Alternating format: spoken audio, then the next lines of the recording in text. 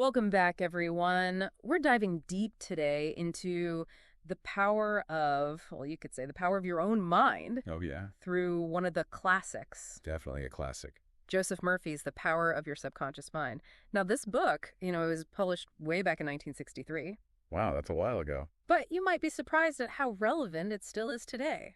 Yeah, it's crazy how these ideas, how timeless they are. Right. Decades later in Murphy's work, it still speaks to something so fundamental about being human, It really does. about the power we have to shape our own realities. Totally. So, let's just jump right in. Yeah, let's get into it. Murphy starts with this big idea Okay. that the subconscious mind is like this treasure chest, Oh, I like that. packed with potential, just Yeah. waiting to be unlocked. And it's this force behind the scenes kind of shaping so much of our lives. The puppet master behind the scenes pulling the strings. Yeah, and he uses this really interesting analogy. Okay, lay it on me. He compares the subconscious mind to fertile soil. I've heard this one.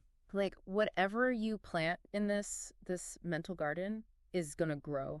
Right. Whether it's seeds of doubt, Right. or seeds of fear, or seeds of confidence. Seeds of success. It's a really powerful thought. It is, yeah. It makes you think about your own mind like a garden that Yeah. you have to tend to. What if we've been planting? You know what I mean? Exactly. Without even realizing. Without even knowing. What could we be planting today to create a better tomorrow?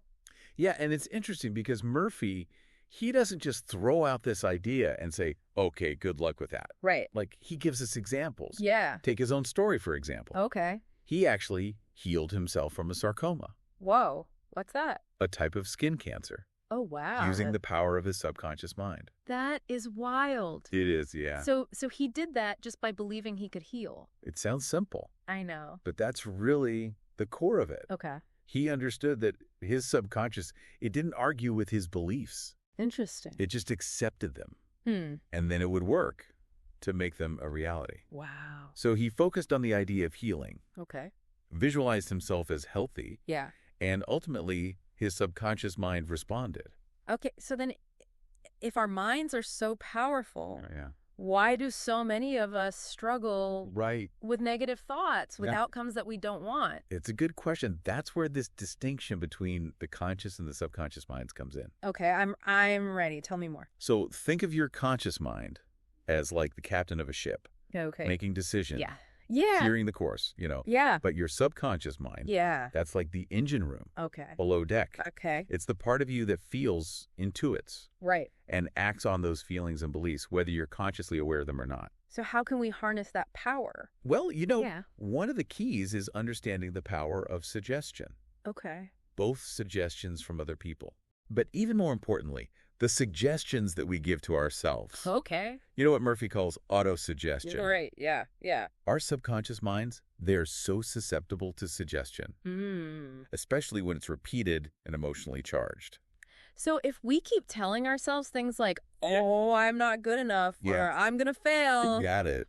our subconscious mind is going to start to believe that Absolutely. It's going to take that as fact. and actually work to make those outcomes happen. Exactly. And Murphy, he gives this stark example Okay. in the book Yeah. about a man who was totally convinced that he was going to lose his arm. Oh my gosh. And there's no medical reason for it. Wow. But he kept dwelling on this negative thought Yeah. over and over again. Right. And tragically, he lost his arm. What? His subconscious took his belief as a command Wow. and made it happen. That's scary. It is a little scary. But it also highlights how incredibly powerful we are.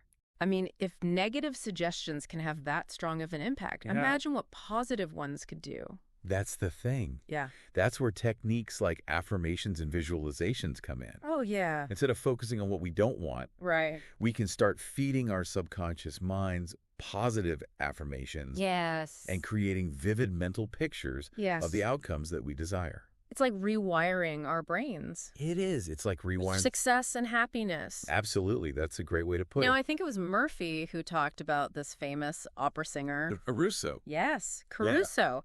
He suffered from terrible stage fright, right? Did you imagine that? I can't. This world-renowned tenor terrified to perform. Yeah. He would freeze up, his throat would constrict, sweat pouring down his face. But he was able to overcome this fear, right? By tapping into the power of his subconscious. Yes, exactly. So what did he do? Did he meditate? Did he use hypnosis or something? His approach was actually very simple. He would stand backstage before every performance and repeat these affirmations to himself.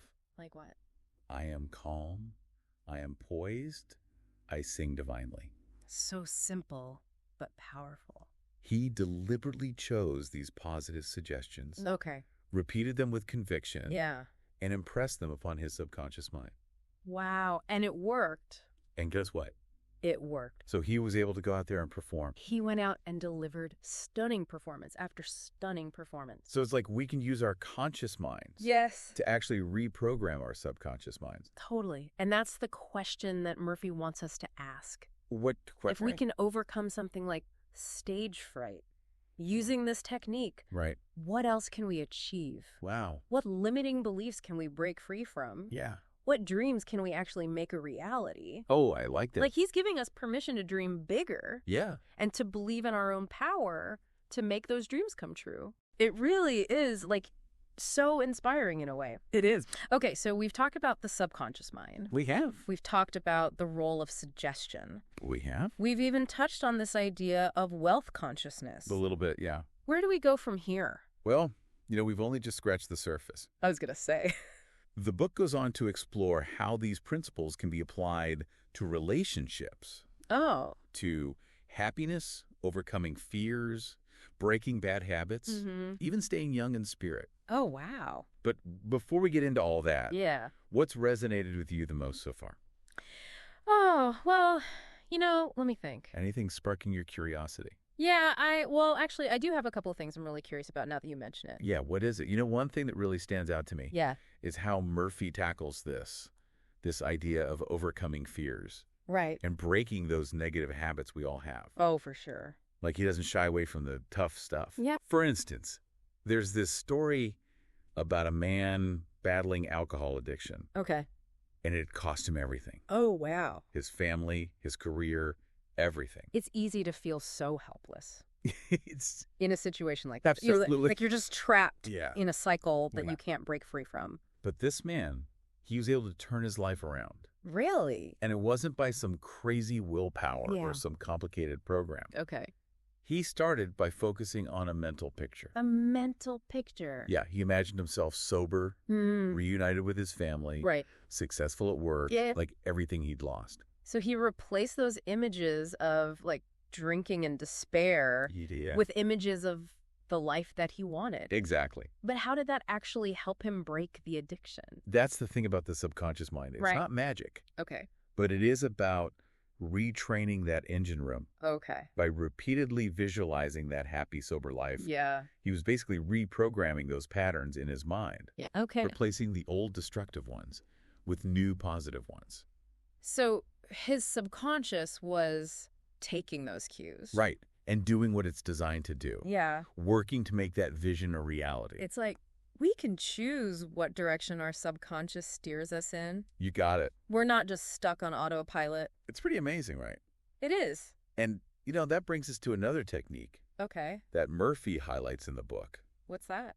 Using sleep to tap into the power of your subconscious. I like this one. He tells this story about a professor who was struggling with a complex problem. Yeah. Couldn't find the solution. Yeah. No matter how hard he tried. I've been there. But then one night, the answer came to him in a dream. Oh, come on. Are you serious? It sounds strange. Yeah. But it really speaks to the power of the subconscious. To just work things out. Yeah. Even when we're sleeping. Even when we're not consciously thinking about them. I think we've all had those moments, where you wake up and you have the solution to a problem. Totally. That seemed impossible the night before. It's like during sleep, that conscious mind takes a back seat. It does. And the subconscious is free to just make those connections and come up with solutions. That we couldn't figure out. Exactly. Think about it. Have you ever had a similar experience? Oh, definitely. Yeah. Sometimes I get my best ideas when I'm doing something totally unrelated to work. Right. Like taking a walk or something. It's like your mind needs that space. Yeah. To breathe. And to make those connections. Yeah. That's something Murphy really emphasizes. It's that. Quieting that conscious mind. Right. Allowing that subconscious to do its thing. So how can we actually, use sleep to tap into this subconscious power? Yeah, it's a good question. I mean, should we just tell ourselves? Yeah. Solve problem before we drift off? It's not quite that simple. Okay. But there are techniques. Yeah. Like the Baudouin technique that Murphy describes. Yeah. Oh, I've heard of that. And it involves relaxation, okay, suggestion, and repetition. Yeah. Right before you go to sleep. So it's kind of like planting a seed in your mind. It is. You got it. Before you drift off. Hoping it blossoms overnight. I like that. The key is to really relax your body. Yeah. Calm the conscious mind. Right. And then focus on the suggestion. Okay. Or the problem. Yeah. You want that subconscious to work on. Right. And then you just repeat it several times. Okay. Impressing it on your subconscious. As you're falling asleep. Exactly. As it's entering that receptive state. So we've talked about overcoming fears. We have. Breaking habits. Yep. Even using sleep to tap into the power of our subconscious. We have. What else can we apply these principles to? Well, Murphy doesn't stop there.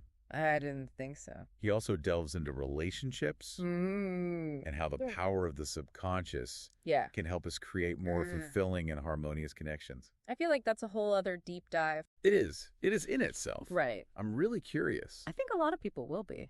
To hear what he has to say about that. I mean, relationships can be tough, They can. I bet our listeners are really eager to know how they can use their subconscious mind. Right. To improve their love lives. I think they'll find this part really insightful. Okay, so tell me more. One of the core ideas is that we attract what we believe we deserve in a partner. Oh, interesting. So you mean if I'm going around thinking I'm not worthy of love or something, exactly, that's going to affect my chances of finding a good partner. It's not about blame or negativity. Okay. It's more about understanding the power of those beliefs.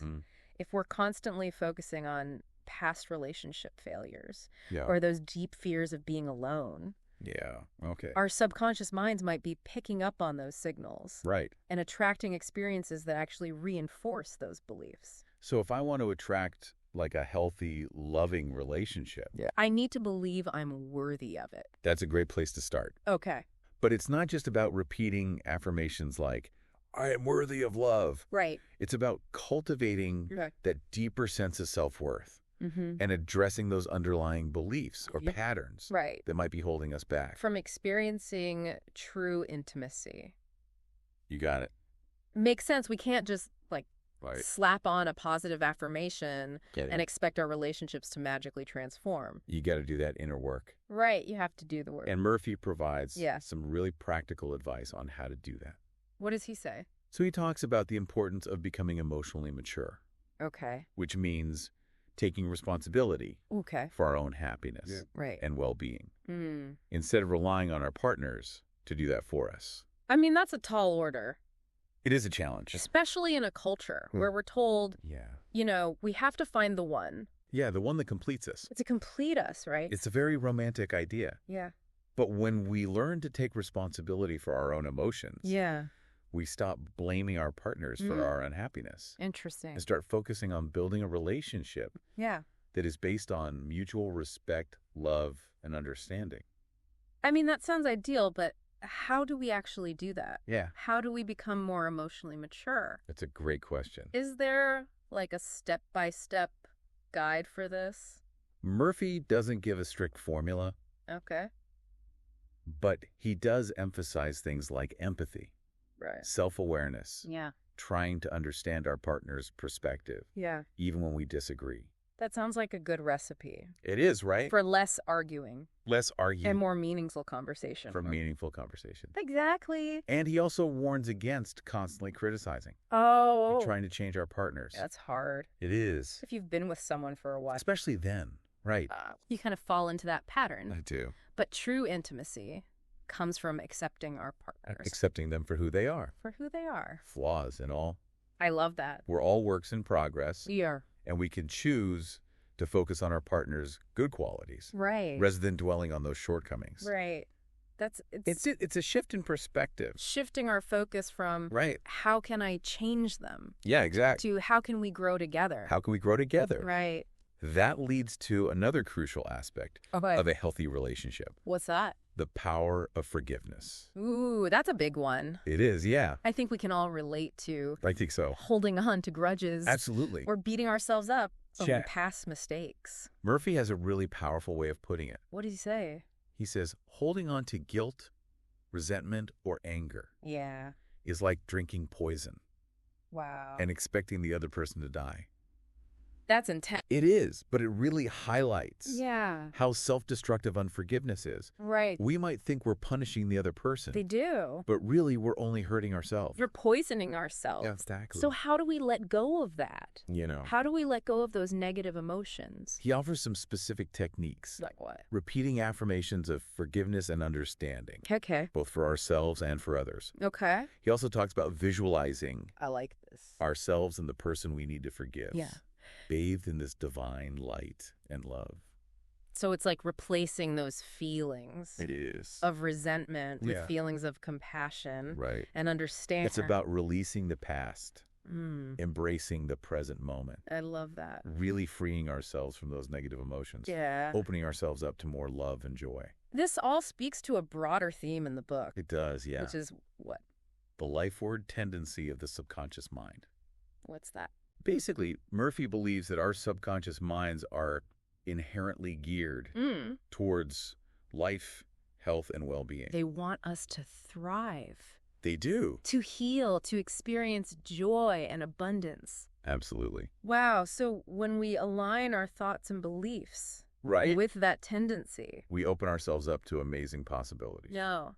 It's not just about reprogramming our minds to achieve goals. No. It's about tapping into this deeper force within us. It is. That wants us to live our best lives. Wants us to thrive. That brings us to another interesting thing that Murphy explores. Yeah. This idea of staying young in spirit. Oh, yeah. Regardless of your age. It's a good one. Are we talking about, like, reversing the aging process? Well, yeah. Is that even possible? Maybe not literally turning back time. Okay. But Murphy argues that our minds can stay vibrant, youthful.